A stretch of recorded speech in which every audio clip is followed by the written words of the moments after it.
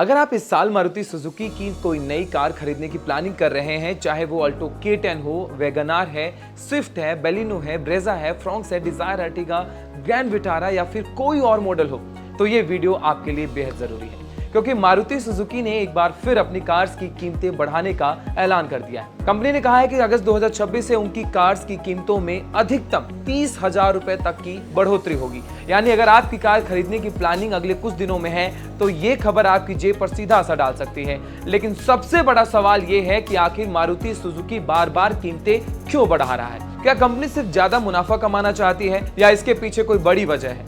और अगर आप कार खरीदने वाले हैं तो आपके लिए सही फैसला क्या होगा? आइए आसान भाषा में इस वीडियो में आपको समझाते हैं। सबसे पहले जानते हैं कि कंपनी ने ऐलान क्या किया है। मारुति सुजुकी ने अपने रेगुलेटरी फाइलिंग में साफ कहा है कि अगस्त 2026 से उसकी पूरी व्हीकल रेंज की कीमतों में बढ़ोतरी की जाएगी। हालांकि हर कार पर एक जैसी बढ़ोतरी नहीं होगी, किसी मॉडल पर कुछ हजार रुपए बढ़ सकते हैं तो किसी पर 20 से 30,000 रुपए तक का असर देखने को मिल सकता है। यानी अभी कंपनी ने मॉडल वाइज प्राइस लिस्ट जारी नहीं किया है, इसलिए किस कार की कीमत कितनी बढ़ेगी इसकी जानकारी आने वाले दिनों में ही सामने आएगा। अब सवाल यह है कि आखिर कीमतें बढ़ाने की जरूरत ही क्यों पड़ रही भाई? दरअसल किसी भी कार को बनाना आज पहले के मुकाबले काफी महंगा हो चुका है।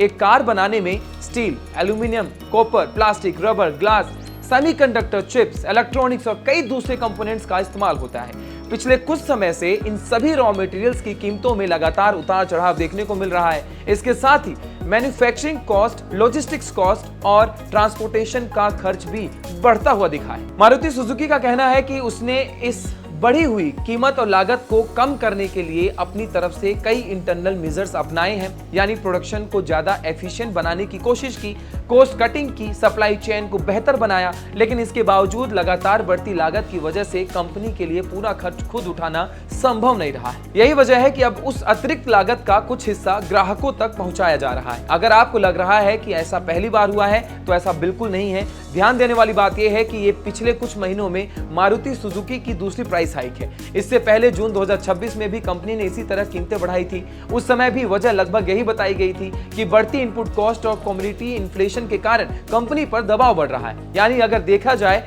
तो सिर्फ 2 महीने के अंदर दूसरी बार कार प्राइसेस बढ़ने जा रहे हैं। अब एक और बड़ा सवाल जो ये मारुति सुजुकी की तरफ से हुआ कि क्या सिर्फ मारुति सुजुकी की ही कीमत बढ़ेगी या और गाड़ियों की? जवाब है नहीं। पिछले कुछ समय में महिंद्रा, टाटा मोटर्स और BYD जैसी कई बड़ी कंपनियां भी अपनी गाड़ियों की कीमतों में बढ़ोतरी का ऐलान कर चुकी है। यानी ये सिर्फ मारुति सुजुकी का फैसला नहीं है, बल्कि पूरी ऑटो इंडस्ट्री इस समय बढ़ती मैन्युफैक्चरिंग कॉस्ट के दबाव का सामना कर रही है। कंपनियां एक तरफ ग्राहकों को कॉम्पिटिटिव प्राइस देना चाहती है, लेकिन दूसरी तरफ लगातार बढ़ रही लागत उनके प्रॉफिट मार्जिन को भी प्रभावित करती है। ऐसे में वो पूरी लागत खुद उठाने की बजाय उसका कुछ हिस्सा ग्राहकों तक पहुंचाना चाहते हैं। अब उससे जरूरी सवाल क्या निकल कर आता है?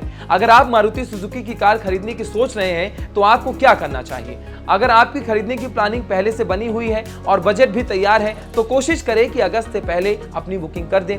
कई बार कार की बुकिंग प्राइस हाइक से पहले हो जाने पर ग्राहक को पुरानी कीमत का फायदा मिल सकता है। लेकिन यहाँ एक बात समझना बहुत जरूरी है, ये पूरी तरह डीलर की terms and conditions, price protection policy और डिलीवरी डेट पर निर्भर करता है। कुछ डीलर्स बुकिंग डेट के आधार पर पुरानी कीमत देते हैं, जबकि कुछ मामलों में डिलीवरी के समय लागू प्राइस ही मान्य होता है। इसलिए बुकिंग करने से पहले डीलर से ये बात जरूर कंफर्म कर लें कि आपकी कार पर कौन सी प्राइसिंग लागू होने वाली है। अगर आप पूरे मामले को आसान भाषा में समझें तो तस्वीर बिल्कुल साफ है। कार इंडस्ट्री इस समय लगातार बढ़ती लागत से जूझ रही है। स्टील से लेकर इलेक्ट्रॉनिक्स तक लगभग हर जरूरी कंपोनेंट पहले के मुकाबले महंगा हो चुका है। ऐसे में कंपनियां अपनी लागत और प्रॉफिट के बीच संतुलन बनाने की कोशिश कर रही हैं और इसी वजह से समय समय पर कीमतों में बढ़ोतरी देखने को मिलती है। मारुति सुजुकी का यह फैसला भी उसी ट्रेंड का हिस्सा है जहां लगभग सभी बड़े ऑटोमेकर्स धीरे धीरे अपनी प्रोडक्ट्स की कीमतें बढ़ाते हुए नजर आ रहे हैं। तो अगर आपने आने वाले समय में मारुति सुजुकी की कोई कार प्लान कर रहे हैं खरीदने की,